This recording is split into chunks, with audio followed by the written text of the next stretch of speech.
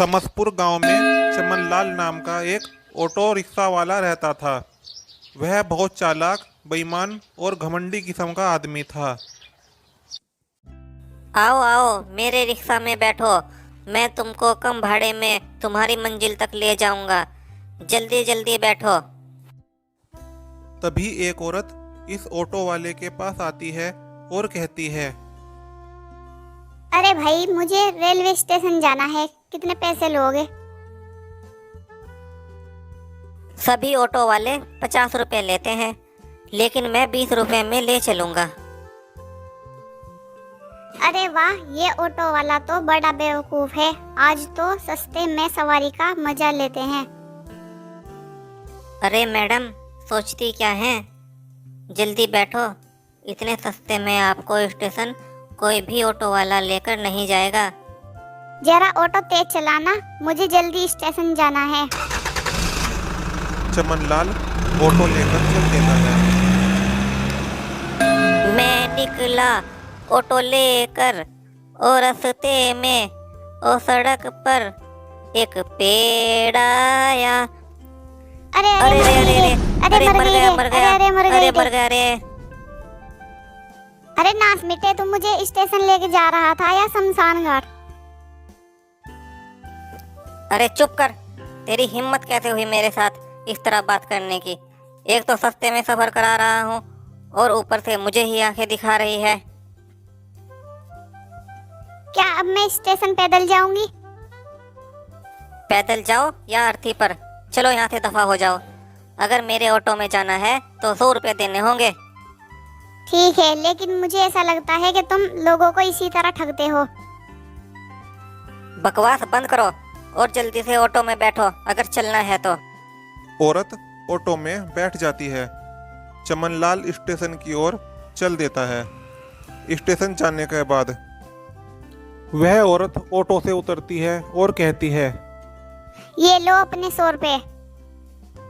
मजा आ गया, 100 का नोट। अरे वाह वाह वाह वाह वाह वाह, अरे वाह। अब तो मैं रोज इसी तरह से पैसे लिया करूंगा लोगों से। क्यों भाई चमनलाल, पहले तुम सवारी को कम पैसों का लालच देकर अपने ऑटो में बिठाते हो, उसके बाद बीच रास्ते में उनसे डबल से भी ज्यादा कीमत वसूलते हो। चलो हटो यहाँ से, अपना काम करो, बड़े आए दयालु कहीं के। आओ आओ, 20 रुपए में सफर का मजा लो। केवल 20 रुपए में कहीं का भी सफर करो। अरे भाई, मुझे पास के गांव जाना है, कितने रुपये लोगे? 20 रुपये, और इतने सस्ते में कोई भी गाउन लेकर नहीं जाएगा।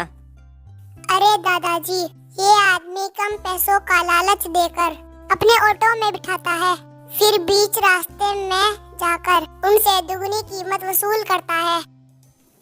तुम अपने काम से काम रखो, चलो भागो, एक लगाऊंगा कान के नीचे। अरे साहब, ये छोटे लोग ऐसे ही होते हैं, दूसरों से जलना यही काम है इनका। मुसाफिर ऑटो में बैठ जाता है। चमनलाल ऑटो लेकर चल देता है। आधे रास्ते में जाकर वह ऑटो रोक देता है और उसे ऑटो से उतार देता है। अरे भाई, ऑटो क्यों रोक दिया? कुछ काम है क्या यहाँ? हाँ काम है, और वो काम है तुम्हें इस ऑटो से उतार कर भगाना। पर मुझे गांव जाना है और गांव अभी बहुत दूर है। हाँ बहुत दूर है, इसीलिए तो उतरने को कह रहा हूँ। 20 रुपये यहीं तक के हैं, गांव तक के 100 रुपये लगेंगे। 100 रुपये दो, वरना यहाँ से दफा हो जाओ। अच्छा, तो वो ऑटो वाला तुम्हारे बारे में सही कह रहा था। तुम सब बेवकूफ हो, अब बातें कम करो। गांव चलना है तो 100 रुपये दो। नहीं, तुम जैसे धोखेबाज और लालची आदमी के ऑटो में सफर करने से अच्छा है मैं पैदल ही चला जाऊं। हाँ हाँ चले जाओ। इस सुनसान रास्ते में यदि कोई भूत मिल गया तो फिर मेरी ही याद आएगी तुम्हें। मुसाफिर चुपचाप वहां से चल देता है। गांव का रास्ता एक जंगल से होकर गुजरता था। जब मुसाफिर जंगल में पहुंचता है तो उसे एक सुनहरा चक्र दिखाई देता है। वह उसके पास जाता है और सोचता है, अरे ये चक्र तो पहले मुझे कभी दिखाई नहीं दिया, ये अब कहाँ से आ गया? कुछ भी हो, इसके बारे में पता करना ही पड़ेगा। तभी वह चक्र मुसाफिर को अपने अंदर खींच लेता है। जब वह अंदर जाता है तो इतना खूबसूरत नज़ारा देखकर वह हैरान हो जाता है।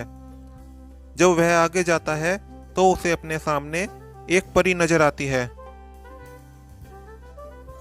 तुम कौन हो मानव, और तुम यहाँ क्या करने आए हो? मैं अपने घर जा रहा था तो मुझे एक सोने का चक्र दिखा। उत्सुकतावंश जब मैं उसके पास आया तो उसने मुझे अपने अंदर खींच लिया। ये परिलोक है और आज हम पृथ्वी पर घूमने आए हैं। लेकिन तुम क्यों जंगल वाले रास्ते से ही अपने घर जा रहे हो? मुसाफिर परी को सारी बात बताता है। सारी बात सुनकर परी अपनी जादुई छड़ी से एक जादुई कालीन बनाकर देती है।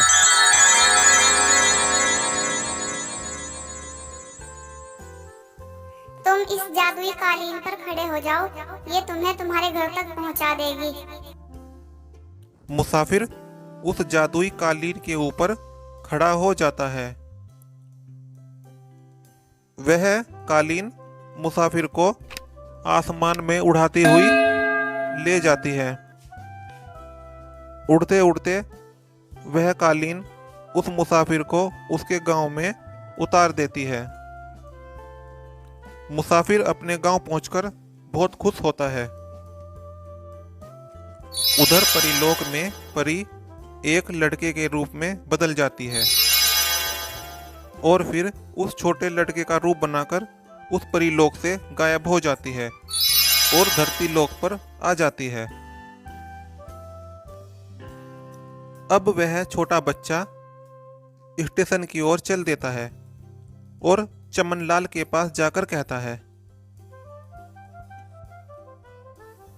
अंकल अंकल, मुझे पास के गांव जाना है, कितने रुपए लोगे? तुम तो छोटे लड़के हो, मैं तुम्हें फ्री में ही गांव ले चलूंगा। लड़का ऑटो में बैठ जाता है। चमनलाल ऑटो चलाने लगता है।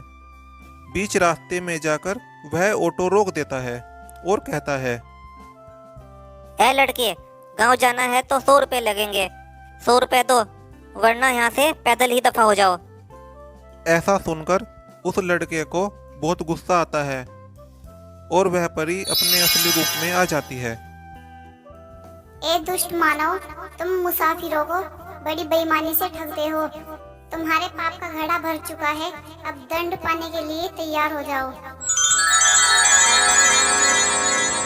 परी अपनी जादुई छड़ी से उसके ऑटो को एक साइकिल खिलौने में बदल देती है और गायब हो जाती है।